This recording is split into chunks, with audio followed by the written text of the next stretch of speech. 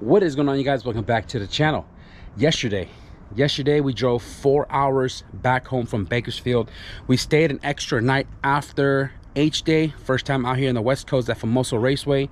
We stayed in Bakersfield another night just so that all the boys can be fully energized, since we were all racing, to be able to drive home safely Monday morning. If you guys missed H-Day, man, I feel bad for y'all, man. It was such a great event. I hope they do bring it back once a year at least for the West Coast, and we will definitely race it every single time if they come back out this way. But when I got home yesterday, I pretty much just offloaded my car, cleaned up, went to sleep, woke up, and just kind of like offloaded a bunch of footages from all 3 of my cameras, and just kind of edited a few before ending my day there. Now, I did come out here today to kind of clean the garage a little bit, because everything that I pulled out of my car, I just kind of tossed into the garage.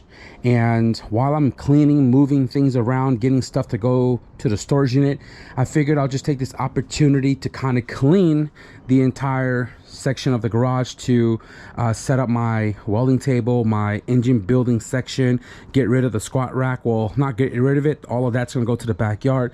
And the reason why I decided to is because my wheels for the track originally sat right here, that has this wood on top of it, and then I have the little kitty house on top of that, and the new kitty cat sleeps kind of like right here.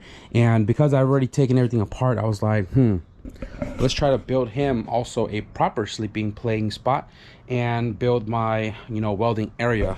This guy is having a blast out here. It only took him like 2 or 3 days to be super duper comfortable with me, and he literally just follows me like everywhere I go. So look at the little sucker right here. Come on outside. Yeah, he just stays in the garage mainly, but you know, with me, he's comfortable to come outside. And if anything like the wind or another cat, he just goes right back into the garage. Look at him. Look at this guy. My little dude over there having a blast of his life. So I don't know what all is gonna follow with this video, guys, but probably gonna throw you guys on a laps, and I'm just gonna try to get as much done today as possible.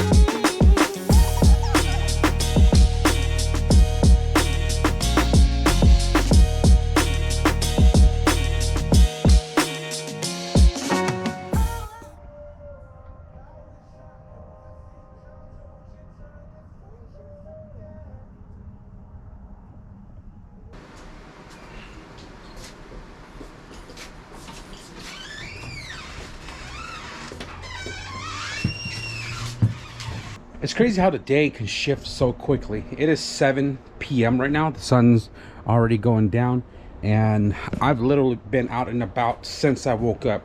So I had kind of collected a bunch of stuff to go to the storage unit to put stuff away, like all the race car components, my belly pans, the wheels, whatever. And it turns out I lost the key to my storage unit, and it's gone. Like, I can't find it. It's not in the garage, it's not in my car, it's not in my toolbox, not in my tool bag, not in my room, not under the table, not under the car. I've checked like for hours trying to find the keys to my storage unit, and it's gone. Now, the last time I used it was the morning before I left to the track, and I don't remember if I put it back up here or had it with me and went to SoCal with it, but the key's gone, right? So before I head to the storage unit, I had to drive to a bunch of other stores further from me, and I went to Harbor Freight. I picked up a few things over there. I bought a new lamp, I bought some posts that I'm going to be using for the welding machine. I'll show you guys in a second. I bought 2 mini toolboxes because today was on sale. It was like $13.99, and I thought it was pretty cool. I've always seen it, but I've never actually had one, so I bought 2. And on the way back, I was looking for pegboards. So I was searching as I was in Harbor Freight trying to figure out where I could get pegboards, and Home Depot had them. So I went to Home Depot to try to find the few that they had, and most of them were tiny as hell, and I had no other choice but to buy the biggest one that they had, which was good because I can cut it down to size. So the one that I bought here is a 4-foot by 8-foot pegboard, right? So it has all these little holes in here, and I did buy the little pegs with it. They were $3 for a set of 4, and I got a couple of them right there because I'm not trying to like overcrowd my welding area. So I got 12 of these on that big board, which I've already measured is about 4 foot, so that's perfect, by 6, and that's by 8, so that's perfect. Mini toolbox, got a black one, got a blue one, because if you guys don't remember, my US General Harbor Freight one is blue as well, right? So got 2 tiny mini toolboxes and another 5,000 lumens lamp. So this right here is going to be right over the welding table, which I am going to assemble today as well too. It's going to be somewhere here. Pegboard's going to be up against the wall, so it's going to block all of this and the wind from coming to me while I'm welding, which creates contamination. So pegboard's going to block the wind, and the lamp is going to be like somewhere right here. I might even get another one just to make it brighter, but obviously I got my hoods chilling up here upside down, and I don't know, we'll figure that out as we go. I do have a bunch of extension cables that are in the tote over there, and I need to figure out my extension cable for the 220, so that way I can get it longer to go to my welding machine over there. But if you guys don't know, I've been burning the welding machine at the 110 volt outlet, so I'm not using 220 at all.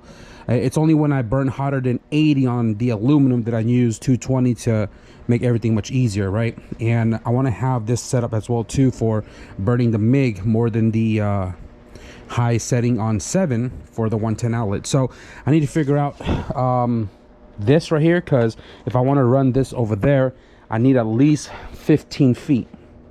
Unless I put it up on the wall, I need about 22 feet, which I don't think I want to do. So we're still going to be chipping away here in the garage, guys. We're going to be trying to organize this as much as possible, because right now it still looks a little jam-packed, but you know, these are all brand new items that I just got in the mail, so got to unbox all of those. These are all aluminum piping. I got to find a tote for, so I can make, like, you know, welding material section. So that's all stainless right there. I might try to get the aluminum stuff down there and then move all of that to the rack, because I do have another bin over here for welding that is all aluminum. This guy right here, all aluminum, stainless. So kind of do some shifting around, obviously. But yeah, let's go ahead and set up the pegboard and possibly the welding table as well too.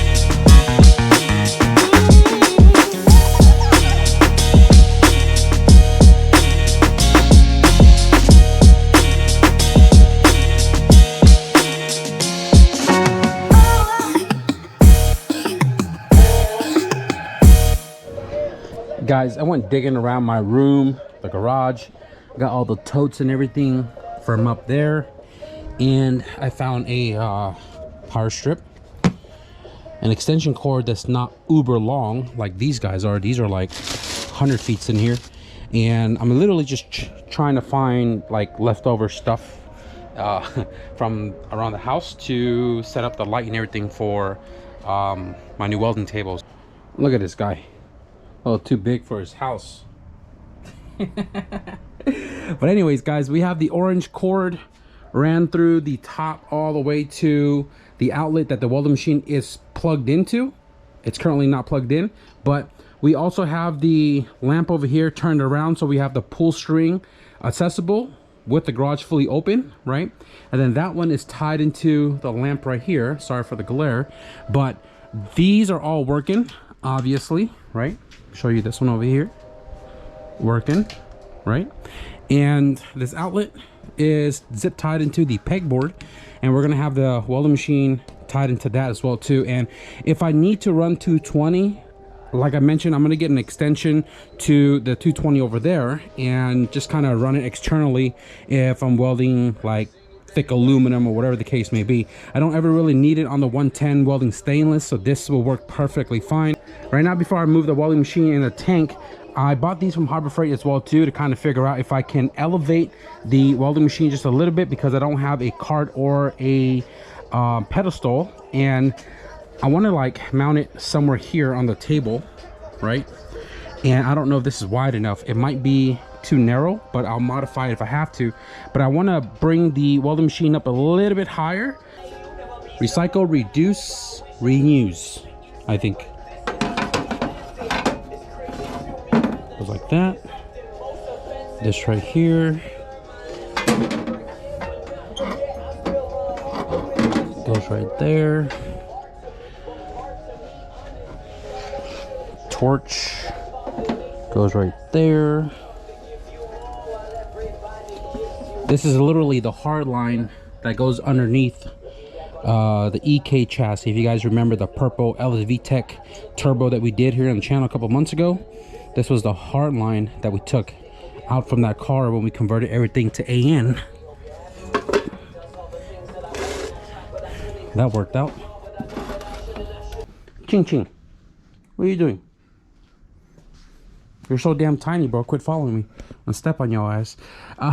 Turn the light on here for you guys real quick to show you what the welding section of the garage is starting to turn out to be. So this is what it looks like, and all of the stuff right here, we still need to address it. I'm not worried about it as of right now. This is the cutoff from the pegboard. This is the photo album I got to return. Packages we got shipped in the mail, toolboxes from Harbor Freight, and then the bottom over there is the aluminum cutoff. We still got to sort and stash over there. Move, buddy. Okay, and I've just been kind of like tinkering with the pegboard here and the table itself from everything that was originally sitting over there. So all of these don't need to be here, but these are the pipes that I've just been welding in the last couple of weeks, just kind of practicing. And I just kind of like run a bead or two before I go inside. Like I'll get a cutoff, right? For an example, I'll get a cutoff, I'll weld a bead, and then, you know, see how that looks, call it a night, close up, go inside. And that's why all these materials are here. I don't need them here, but you know, as long as they stay flat against the wall, they're not going to bother me. My vise, I didn't want it to be on a table because the whole goal was to have a bigger table. So I didn't want to have that vise and the other vise sitting on here. So I said, you know what, I'm just going to hang it up on the wall. If I need it, I can just pop it off pretty easy, right? The pegboard is supposed to be able to hold a cool amount of weight, and because it is tied into the framing, it should be able to hold that there, no problem. We have this little clamp right here for my gloves, easy accessible. My mask is sitting on the top right here, kind of mutual between the TIG welding table and the MIG welding table. I can just grab and go, grab and come here. Welding machine already hooked up, everything works.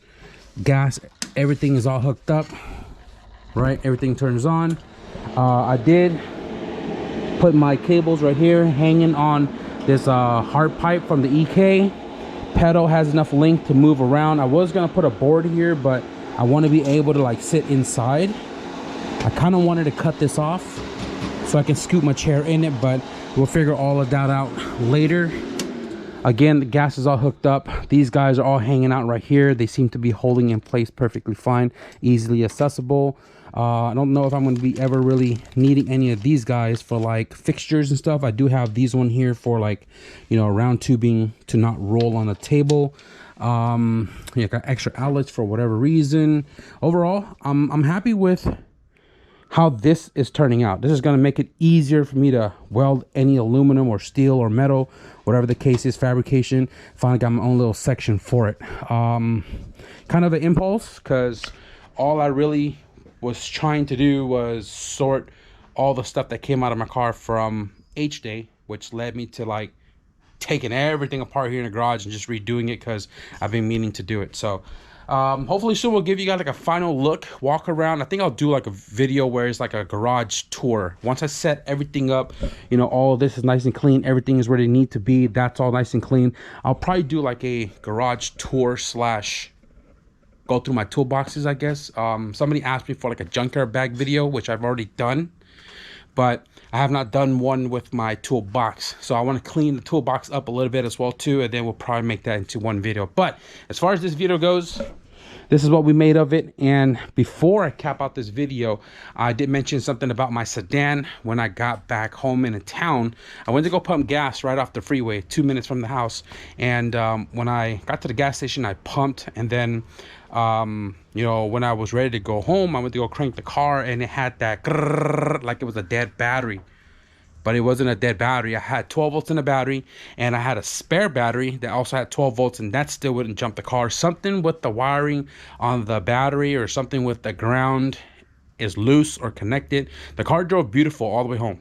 It was until I got to the gas station, turned it off, where I had problems. And lucky I didn't have this problem 200 miles from home, because we did pump gas one time before hitting the road. So right now I want to jack up my car, and I want to address whatever's going on with the wiring system, starting from the battery, which is behind the bumper.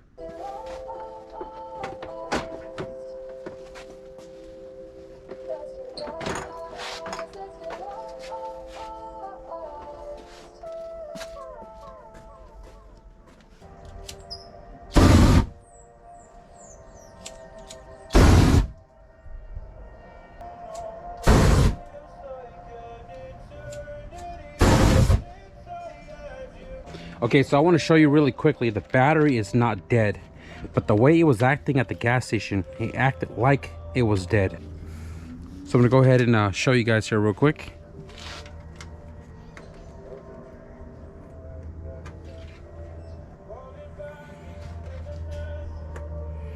We're sitting at 12.54.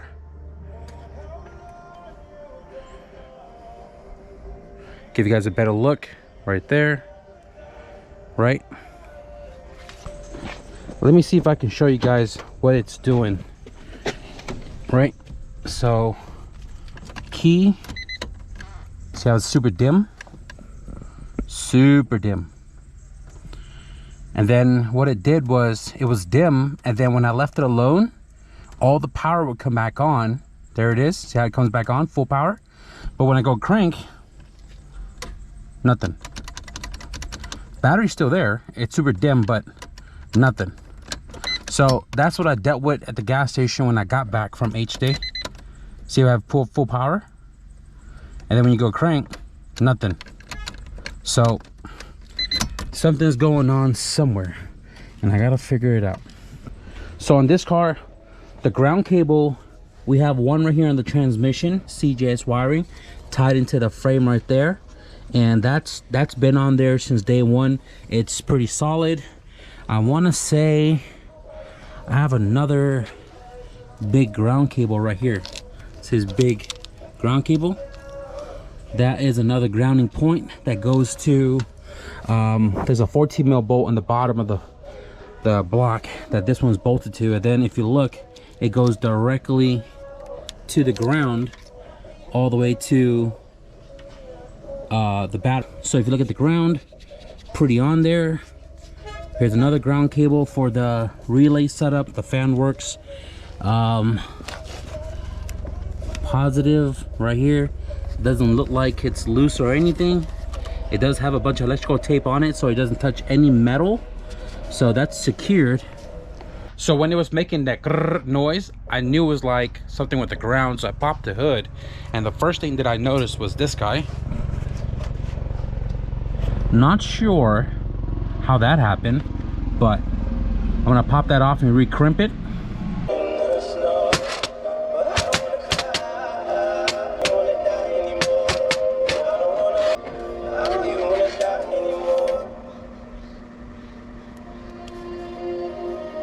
So I've shown you guys that the battery still has 12.5-ish volts.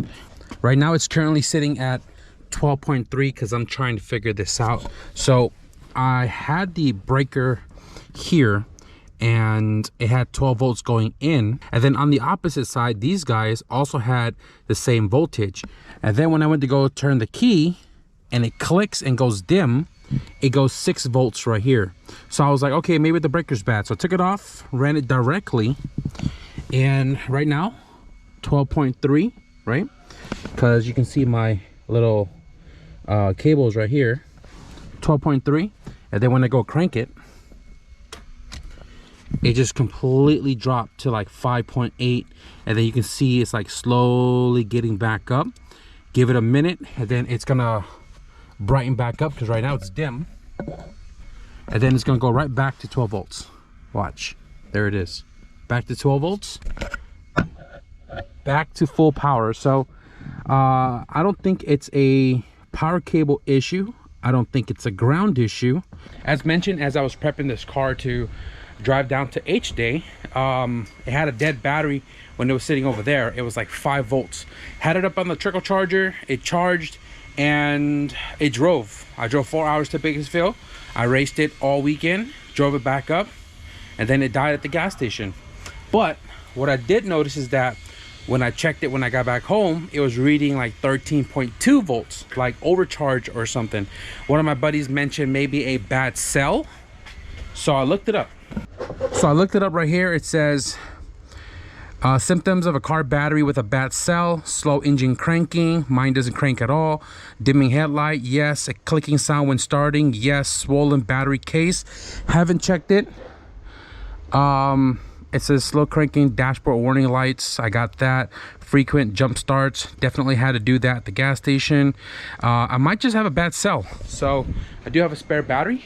I'm gonna pop off this battery off the car and see if the other battery will crank it over.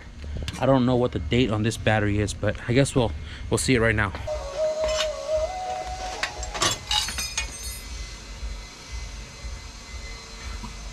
Huh, this battery is already 5 years old. Where'd it come from? I don't know, because I've only owned this car for a year and a half. So right now I just have the battery hooked up sitting on the chair, because this battery is 51 RS, so it's the opposite way. The posts are supposed to be on the outside for how I configured it for this car, and this one's on the inside. So this is going to be touching the frame rail, and if this is the solution to my problem, I'm gonna have to go buy another battery or exchange that one and get the correct post terminal for the setup. Let's see if we can crank the car over. We got full power, fuel pump's working, neutral. Nope.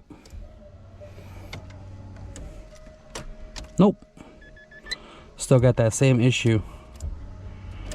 But we're getting full charge every single time.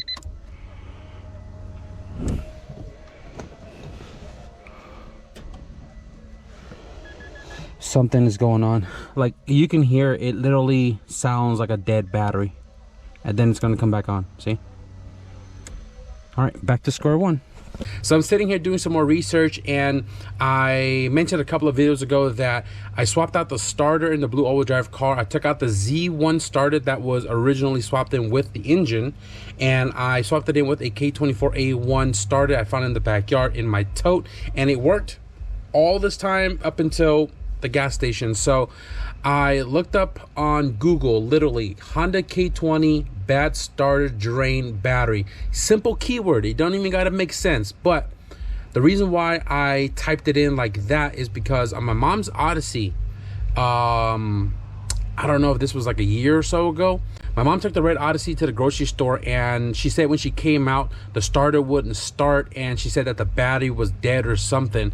So I drove over there to where she was at. I diagnosed that the starter wasn't working, and the battery was showing me then that it was like a symptom of low charge. So I ran to O'Reilly's like 5 minutes down the street, grabbed another starter, grabbed another battery, and the car has been working since. It literally still has a brand new starter in it currently. So I looked it up online. I'm looking at a bunch of different forums. I'm looking at a bunch of you know, symptoms of a bad starter and if it drains battery. So I found this thread right here. I'm gonna read it to you guys. Hey, my car hasn't been turned on in a week and I went to go try it yesterday and it won't start. Main relay is good, mine's good. Battery is good, we have 12.5 volts. Fuel pump primes, which mine does when I have the ECU in it. The grounds look good, which we checked. K-Pro is hooked up, the lights come on like it should.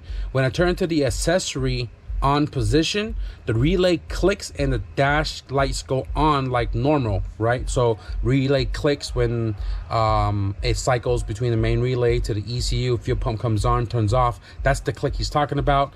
And then he goes, but as soon as I go to step on the clutch and turn the key, all you hear is a loud click and everything shuts off and the lights either go off or it dims out. Mine completely dims out.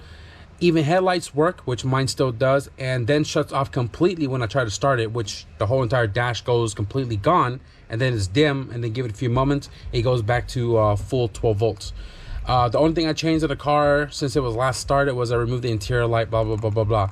And 1, 2, 3, 4, 5, this entire thread that I'm looking at, right? All these responses right here all say the same thing. So it literally says, I've had many bad cases with the K20 starters. So far, I've used 4 K20 starters and they've all done the same exact thing to me at some point in time. At first, I thought it was something else causing my problem because when my starter first went bad, I bought and used one at the salvage jar and it did the same thing within a few days. After 3 different K20 starters, I came across a K24A4. I believe the K24A4 is like a Honda Accord / Element. And I've never had an issue since. This one right here says I can hear a click but the starter won't crank, which mine does. If you can hear a click quite loud from the engine compartment but the starter won't crank, this also could be caused by a discharged battery. And here's how to check the battery, right? So if the battery's okay, the starter solenoid, the starter cables, the starter motor itself could be the problem. Possible. I can read this entire thing to you guys, but just based off what everybody's saying here and just based off the same situation we had on my mom's car, I think my starter is the problem. And really quickly, let me show you guys what I just kind of figured out. So if you look down here, my starter cable is connected right there on the solenoid, right? When I go inside the car to crank it, right, to engage the starter, everything goes dim, right? See, gone. Okay, so I'm gonna go ahead and let that kind of come back to life. There it is, 12 volts again. And if I disconnect that signal wire right here, pull it away from everything else, right? And I go and do the exact same thing with the ignition, go turn it on, I still got full power. Right, we're cranking it and it's not shutting anything and everything off. So that means when I'm not engaging the starter, we still have power, but when I do engage the starter and the starter's stuck or the starter's bad, it's pretty much draining my battery. So I think the starter's bad, and the only way to really know is to go get another starter. So what I'm going to do right now is I'm going to put all my original battery back in, put my entire front and back together, and clean up, and we're going to wrap up this video. That's what we're going to do.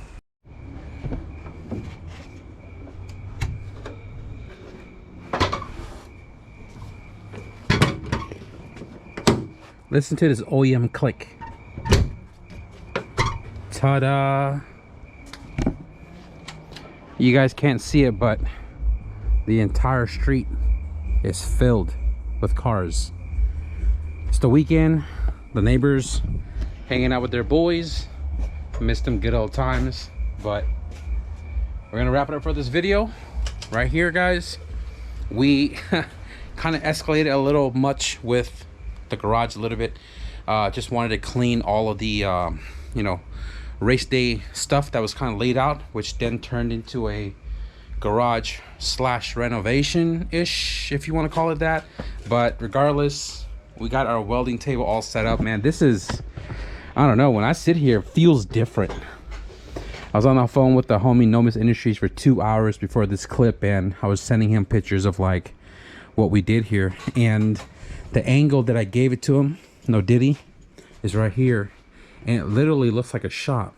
but from the front side, it's my garage. So when I sit here, it feels super official than when I used to sit over there. So in today's video, man, we did a lot, man. We did a lot. Garage is coming together, and we organized a cool amount. Officially have a welding spot, a little engine building section back here. I can just lay a table out, engine stand. I can use this right here to lay out all the pistons and everything. We're gonna be doing engine building soon once we have the funds to get the rest of the red label stuff. But I don't know where I was going with this. Like the homie Nomis says, we're cooked, chat. We're cooked. But if you guys made it this far, we renovated the garage, we cleaned a little bit, and we also kind of sort of figured out my starting issue with the blue all-wheel drive car. I'm pretty certain it's the starter. Even the homie Nomis said it's possibly the starter, and I left the bumper off because it just kind of makes it easier in case I need to get to the battery again or whatever. I'm gonna get another starter and try to get that car back on the ground running and driving so we can move it off and get back to the EK K20 Turbo Coupe so we can get that prepped and ready for the dyno, and also start working on my silver all-wheel drive car because we have the stuff to put the diff together, and I am ready to get the diff into the car. So if you guys enjoyed today's video, man, be sure to leave a thumbs up, and if you guys want to stick around for all that I just said, because I am looking forward to it, and I hope you guys are too. So if you guys want to stick around, see any of those, be sure to hit the subscribe button. But with that being said, thank you guys for watching, and I'll see you guys in the next video. Peace. Oh, and this little munchkin right here, still don't have a name for him. This guy's got a place to eat, got a place to sleep, got a shower today, and this dude is having a blast just hanging out here in the garage all by himself.